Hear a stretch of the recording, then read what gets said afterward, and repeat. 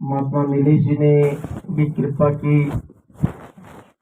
और ये ऐसा अवसर प्रदान किया।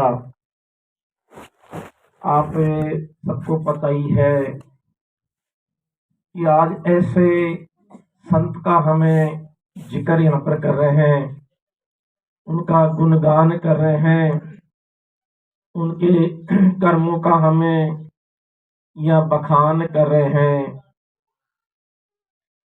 जो किसी परिचय के मोहताज नहीं है। ऐसे संत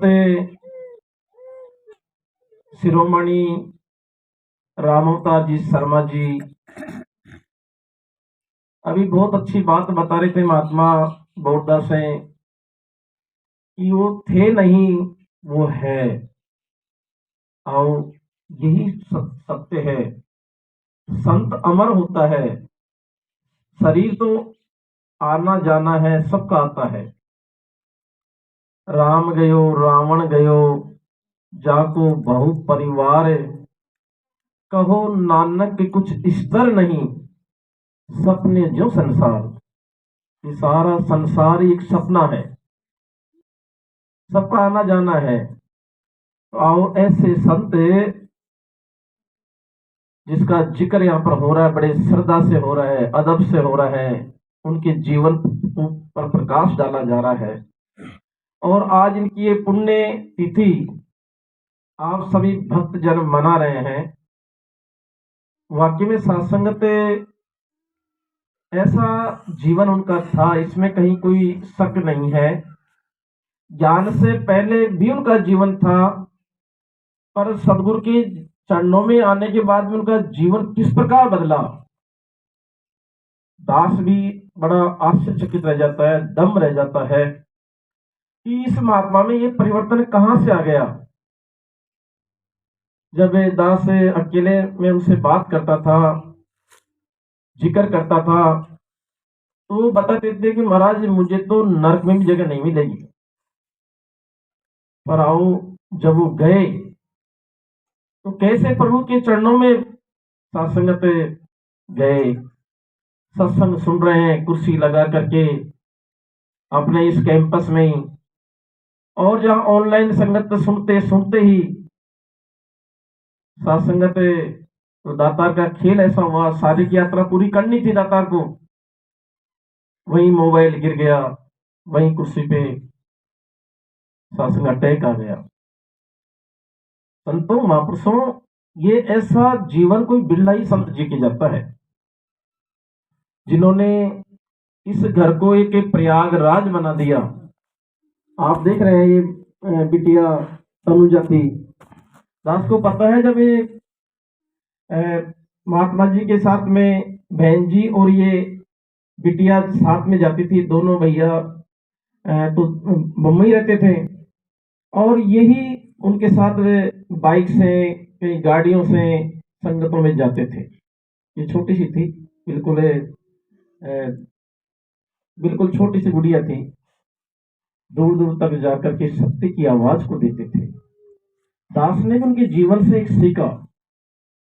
एक बार मुंबई के महात्मा उधर तुंगा साइड में प्रचार करने के लिए आए, तो उनका प्रोग्राम होते होते लगभग 2 बज गए। संगत तो टाइम पे 10 बजे 8 से 10 की थी, 10 साढ़े 10 बजे भोग डल गया। महात्माओं ने कहा हमारे चरण डालो, हमारे चरण डालो। चरण डालते डालते लगभग 2 पौने 2 का टाइम हो गया अकेले।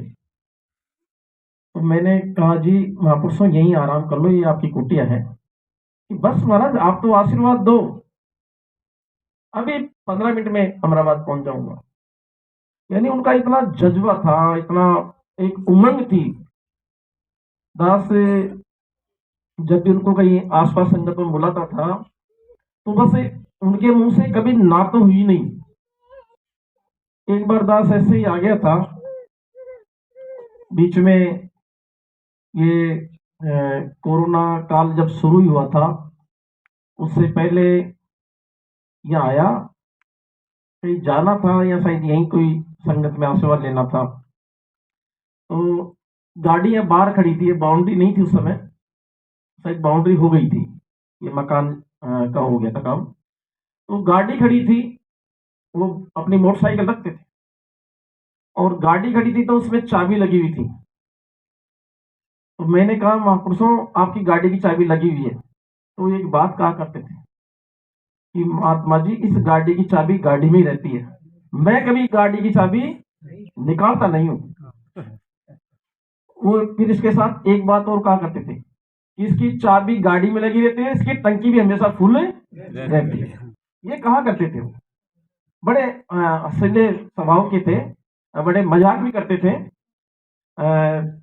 दास को दिन याद है कि अमराबाद में आज से 20 साल पहले या महात्मा ग्यारसी लाल जी हैं, जो उनके घर पर वहाँ स्कूल के पास में घर है, तो वहाँ संगत करने के लिए आए थे। तो वहाँ एक दो महात्मा ही थे, ग्यारसी लाल जी, रेवड़ जी और वो क्या नाम से हरजी राम जी। वो बुजुर्ग महात्मा, अब तो बड़े बुजुर्ग अभी बैठे थे दुकान में, दास संशोधन नहीं कर भी है। तो उस समय ज्ञान का उन 3 महात्माओं के पास ही यहाँ पर वही भागदौड़ करते थे। फिर ये महात्मा जब बम्बई से आए और इनको जब ये समझ मिली सतगुरु की, आओ उसके बाद में उन्होंने दिन देखा ना रात देखा। जब ये पहले जोन बहुत बड़ा था, इधर धौलपुर है, अलवर है, इधर टोंक है, सवाई माधोपुर है, जोन स्तर पर उनकी सेवाएं लगती थी मुखी की प्रचार में, महीने में एक रविवार को। तो जब उनसे दास बात करता था, कई बार दास की भी सेवाएं होती थी, तो जैसे एक ही रूट पे होता था ना, तो महात्मा जी वहां चलोगे? हाँ महाराज चलेंगे। तो मेरे कहीं चलोगे? एक बार दास का ध्यान है धौलपुर उनकी ड्यूटी आई, तो कि महाराज अपने मोटरसाइकिल से। महाराज धौलपुर इतनी दूर है, मोटरसाइकिल से कैसे चलेंगे? अरे महाराज एक उसमें धौलपुर आ जाएगा, एक किक दिया और दूसरे किक में बंद होगा धौलपुर जाएगा। ऐसा उनका ध्यान था। दास अब चूंकि उनके जीवन है उससे तो बहुत कुछ दास ने सीखा है। इस दर के ऊपर जो सत्संगत जीवन जीता है उनके जीवन का ही यह बखान होता है। और दास को पता है एक बार माता जी बीमार हो गए, भी 3-4 साल पहले की बात है, 4 साल पहले की बात है शायद। बहुत पैसा लगाया, घर पे आ गए गाड़ी लेकर के कि महात्मा जी इनको आशीर्वाद दो, या तो ये शरीर इतना परेशान है इनका, इतना उनको रीढ़ की हड्डी में शायद उनके परेशानी थी। तो खूब इलाज कराया, बहुत अच्छे प्राइवेट अस्पताल में उन्होंने। उस समय तो ये शायद ये भी नहीं था, ये चिरंजीवी योजना का, ये भामाशाह का भी नहीं था, तो सारा पैसा उन्होंने दाता ने दे कराया। तो वो घर चले गए, तो आप तो आशीर्वाद दे दो, जो भी करना है, जो भी होगा जो अच्छा होगा, क्या पता गुरु को क्या मंजूर है। तो शासन तो ठीक हो गया, दाता की कृपा से। अब उन्होंने एक बार संगत रखवाई थी, तो दास ने कहा आप ही आशीर्वाद दोगे आकर के संगत में। एक आम का पेड़ था, शायद जून जुलाई का महीना था, और उस आम के में से कैरियां जो ही हवा चलती, पकी हुई कैरियां आम पड़ रहे थे। तो मुझको महाराज आपने तो ये ऐसा सेवा का ऐसा पौधा लगा दिया, बीज डाल दिए, जो देखो फल भी आ रहे हैं, फल भी बरस रहे इन संतों के लिए। आओ संतों, ऐसे महात्माओं की छत्र छाया का हम आनंद ले रहे हैं, क्योंकि उन्होंने ऐसा बीज डाला इस परिवार में, ऐसा पौधा लगाया, उसके हम फल खा रहे हैं। आप देख रहे हो महात्मा का कितना जोश था, भजन गा रहे थे, बड़े उमंग से गा रहे थे, बड़े जोश से गा रहे थे, बहनें बड़े जोश से गा रही थी। तो ये जोश से सब उनका बना था, ऐसा उनका जीवन था। आओ संतों, ये स्थान प्रयागराज बनाया, जिसके लिए कहा है मुद मंगल में संत समाजू, जो जग जंगम तीर्थ राजू।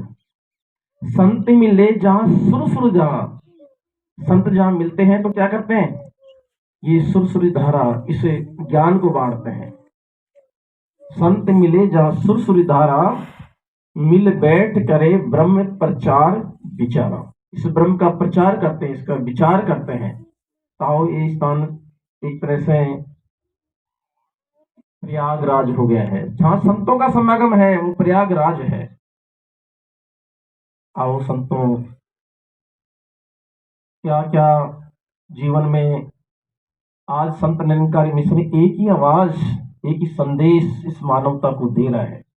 बाबा हरदेव सिंह जी महाराज अपने विचारों में कहा करते थे कि जिस प्रकार दो गांव है और दोनों गांवों के बीच में एक नदी है, कोई आने जाने का कोई रास्ता नहीं है। अब शासन बरसात का टाइम है, बरसात के टाइम में उस नदी में कोई पुल नहीं है, इधर गांव वाले इस गांव में नहीं जा सकते हैं, इधर गांव वाले इधर गांव में नहीं जा सकते। तो सत्संगत बरसात के कारण नदी भी आ रही है बड़े वेग से। अब दातार का खेल होता है कि वो एक नदी के किनारे, एक किनारे एक पेड़ था, जैसे ये बम्बूल का पेड़ है, ऐसा कोई बड़ा पेड़ था। दातार का कोई ऐसा खेल हुआ कि वो पेड़ गिर जाता है, और इतना बड़ा था कि वो नदी के दूसरे जो किनारा था वहां तक जाकर के वो टच हो गया। नदी बह रही है, अब वहां सारे लोग हैं, जानवर हैं, जैसे भेड़ है, बकरियां हैं, वो भी उस पेड़ के ऊपर सहारा लेकर के एक किनारे से दूसरे किनारे पर जाते थे। अब ऐसे ही शासक एक बकरी है, वो शासक पेट भरा हुआ उसका, चल के आई है। एक इधर से बकरी आ रही है, वो खाली पेट है, और चूंकि चढ़ने का सारा चारा इधर है तो वो इधर आ रही है। दोनों बकरियां आमने सामने नदी के बीच में खड़ी हो गई। वो भूखे पेट वाली बकरी कहती है, बहन तू मुझे साइड दे दे, मैं निकल जाऊं और मैं मेरा पेट भर लूं, आपका तो पेट भरा हुआ है। आओ संतों, वो जिसका पेट भरा हुआ था कहती है, नहीं पहले मैं निकलूंगी, पहले मैं निकलूं। उन्होंने कहा, बहन मैं भूखी हूं। आओ संतों, दोनों ही अपनी जिद पे आ गई, और जिद के ऊपर आ गई तो जो नदी के ऊपर वो पेड़ है, पेड़ के ऊपर ही आपस में संघर्ष हो गया, उनमें लड़ने लग गई, और लड़ने से दोनों क्या होगी, गिर गई, नदी में गिर गई। आओ संतों, ऐसे ही फिर सासंगत देखा कि जिसका पेट भूखा है वो भी गई, और जिसका पेट भरा वो भी गई। शायद भूखे पेट वाली भी समझदारी कर लेती, झुक जाती, या भरे पेट वाला बकरी समझदारी कर लेती तो दोनों की जान बच जाती। ऐसा ही शासन सिलसिला दूसरे दिन हुआ। तो वो जो पेट भरी हुई बकरी आ रही थी दूसरे दिन, वो खाली बकरी आ रही थी जिसका पेट खाली था, उसने कहा, बहन मैं खाली हूं और मुझे बहुत भूख लग रही है, मुझे रास्ता दे दो। तो आप जैसे वो जिनका पेट भरा हुआ इस ब्रह्म ज्ञान से, वो कहते हैं, बहन मेरा पेट भरा हुआ है और मैं इस डाल पर, पेड़ की डाल पर लेट जाती हूँ, आप मेरे से ऊपर से होकर के निकल जाओ। आओ संतों, वो बकरी जो भूखे पेट वाली थी वो भी निकल गई, चारा चर रही है, और जो निकलती है तो उसका पेट भरा हुआ था वो बकरी भी खड़ी होती है और अपने गांव में चली जाती। ऐसे संत होते हैं। संसार में हम देखते हैं, संसार में तो जहां जहां मार एक दूसरे को छीना झपटी है, जहां एक दूसरे को नीचा दिखाने का भाव है, संत बड़े परमार्थी होते हैं। वो दूसरे को पहल देते हैं, अदब देते हैं, दूसरे को आगे लाते हैं। आओ संतों, आज सदगुरु माता जी आज यही है कि पैगाम सत्य का दे रही है कि हे सज्जनों विद्वानों, ये मालिक तेरे बिल्कुल करीब है, तेरे करीब है, इसको तू जान ले, और जान करके फिर इसकी भक्ति कर, तेरी भक्ति परवान हो जाएगी। यदि तू संसार के उन भावों में रहेगा तो फिर जिस प्रकार वो बकरियां आपस में, भूखी बकरी और पेट भरी बकरी आपस में एक दूसरे को मिटा देती है, कुछ नहीं बनने वाला है। हे इंसानों, हे सज्जनों, हे विद्वानों, ये प्रभु परमात्मा इसका ज्ञान लेकर के फिर जब भगत जीवन जी लेता है, एक दूसरे को आगे बढ़ता देख करके खुश होता है, एक दूसरे को सम्मान देता है, सत्कार देता है, और ये जीवन है उसका महक जाता है। कृपा करो, मेहर करो, ऐसा ही, ऐसी पुण्य, ये महाविभूति जिन्होंने सत्संगत में, दास ने देखा बच्चों के साथ वो बड़ा स्नेह करते थे और मजाक किया मूड किए थे। दास ने पहले ही कहा वो मजाक किया करते थे, क्योंकि उन सदगुरु ने उनमें ये समझ में आ गई थी। दास जब देखता था, जब दिल्ली बुराट रोड पे समागम होते थे तो बसें भर भर के लेके जाते थे यहाँ से, बड़ा उत्साह था उनमें। तो दास कहता था महाराज कितने महात्मा लेके आए? कि महाराज पूरी बस है। कई बार तो दो दो बसें यहाँ से लेके गए। कई बार कहा महाराज हमारे जगह कम है, आपकी बस में इनको लेके चलो। महाराज इतने महात्मा कहाँ से करे? महाराज सब आपकी कृपा, यही कहते सब आपकी कृपा है। आओ संतों महापुरुषों, दास इसलिए कह रहा है, कहीं कोई वो आपके पीठ के सामने कहीं बड़ाई करने वाली बात नहीं है, ऐसा उनका जीवन था। दास के पास जब दो दो तीन तीन घंटे संगत के बाद में वो गुजारते थे कई बार, क्योंकि तुंगा में आगे जैसे देवगांव है, बस्सी है, ग्यालीपुरा है, आगे जयपुर तक जाते थे। तो कई बार कहा हूँ मैं, महाराज यही हूँ मैं, यहाँ तो मैं खड़ा हूँ, कहाँ है तू? मतलब ऐसे बोलते थे, मजाक क्या मूड में, तू कहाँ है, ऐसे कहते थे। तो महाराज बख्श लेना, वो कहते थे यार तू झूठ बोलता है, मैं यहाँ खड़ा हूँ, तू कहाँ है? तू कह रहा यही हूँ, या तो मैं तो आओ संतों, ये अरदास इसलिए कर रहा है कि उन्होंने सारे काम किए, गृहस्थ के भी काम किए, समाज के भी, पर गुरु को आगे रखा। उन्होंने कहा कि महापुरुषों अब मेरे लिए जीना भी गुरु है, मरना भी। ये कहते लास्ट में उन्होंने कह दिया था कि अब जीना भी गुरु है और मरना भी गुरु के चरणों में है।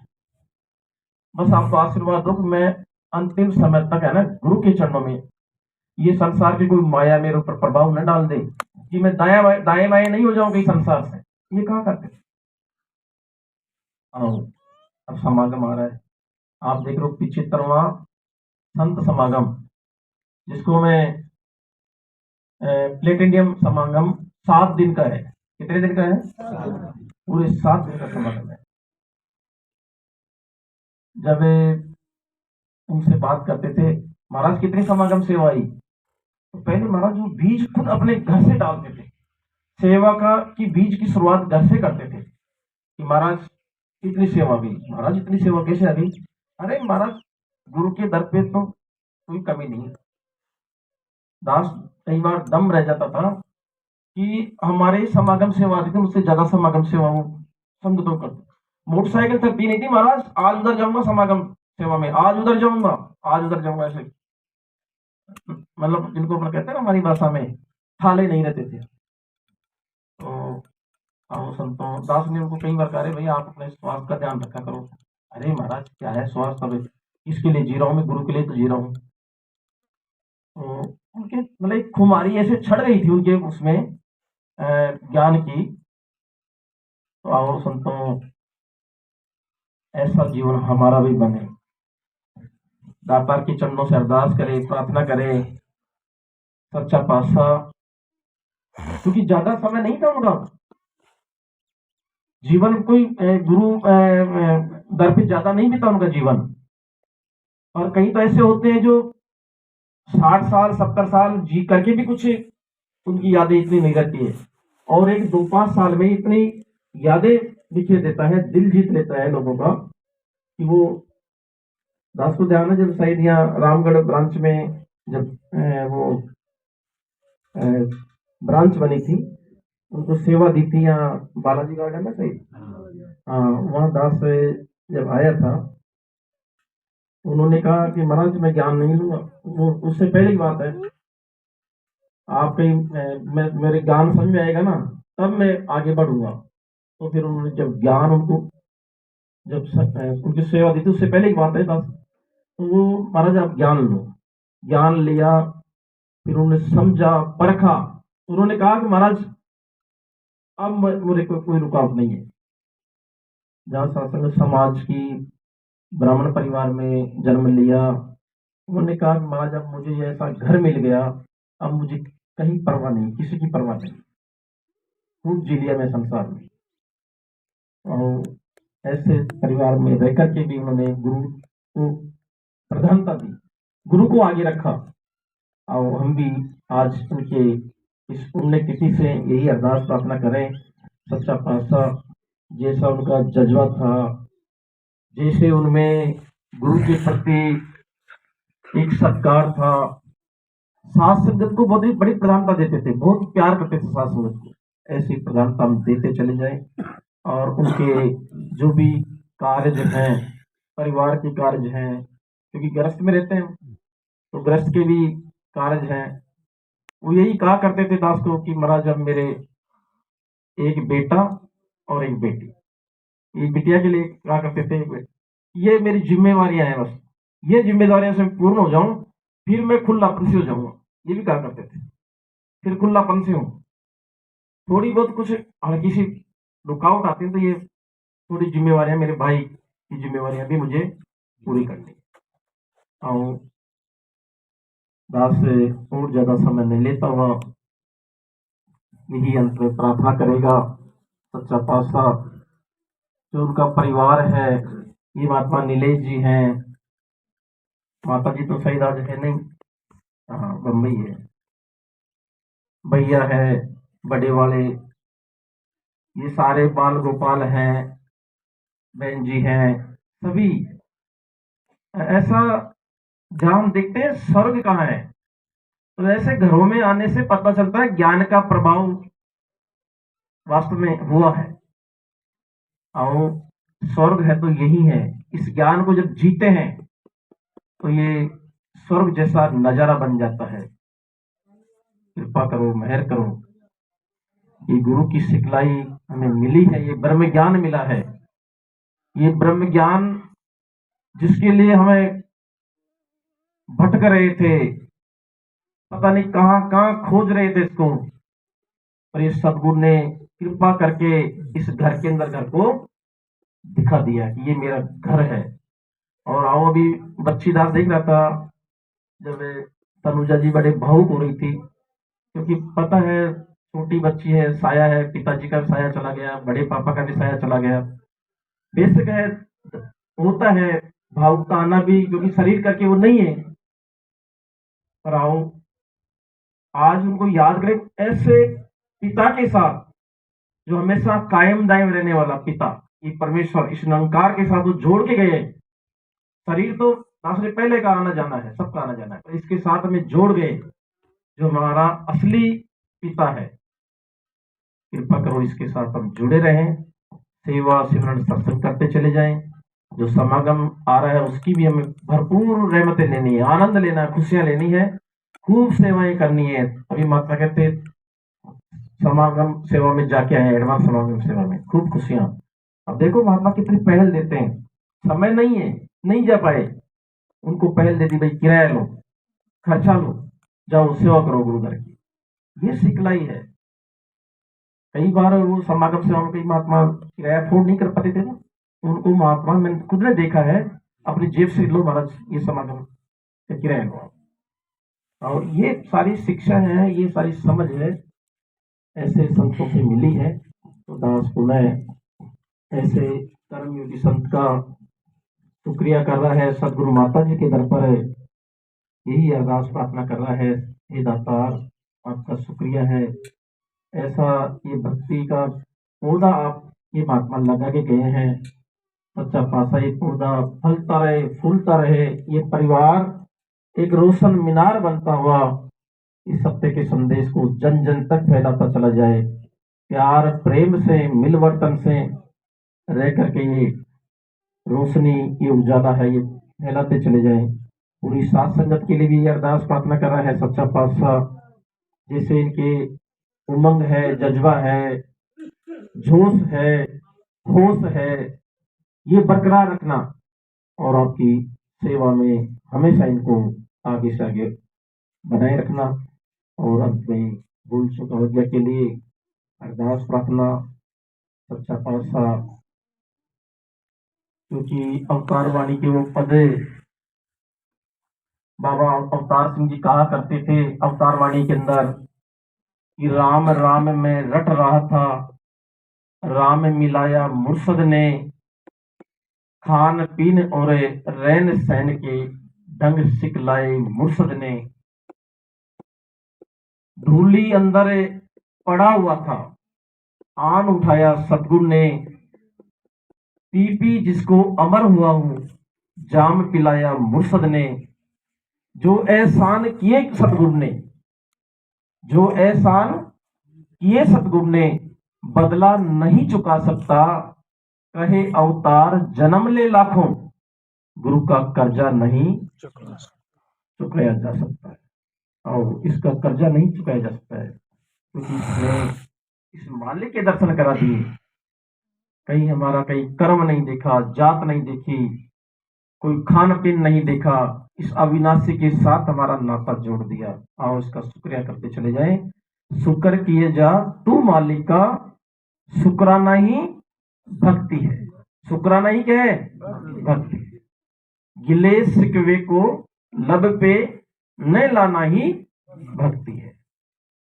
जिसकी पूजा, जिसकी भक्ति, उसका ज्ञान जरूरी है। कहे हर देव पहले ईश्वर की पहचान। ये ईश्वर की पहचान हो गई तो बस हमारी भक्ति यहां से चालू हो गई। संसार परमात्मा को पाने के लिए भक्ति कर रहा है, पूजा कर रहा है, पाठ कर रहा है, व्रत कर रहा है, यज्ञ कर रहा है, हवन कर रहा है। संतों की भक्ति इस परमात्मा को जानने के बाद में शुरू होती है। आप बड़ भाग्यशाली हो, इसको जानने हैं। और ये सारी रहमत कृपा किसकी हुई है? सतगुरु माता सुदीक्षा जी की हुई है, समय की सतगुरु की हुई है।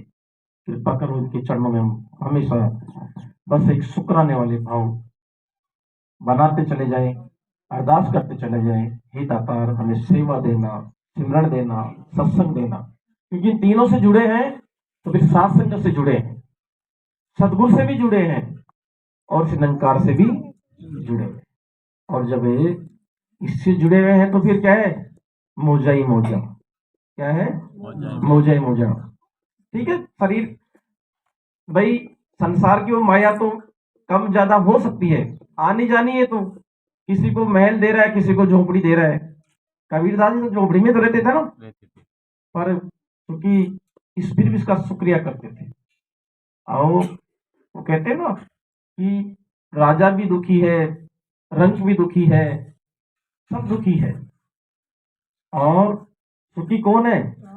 जो इसका दास बन जाता है, इस निरंकार का दास बन जाता है। तो क्योंकि जब आवे रतन धन, सब धन धूल समान। सारे धन है वो धूल के समान है। जब ये धन आ जाता ना, फिर क्या है?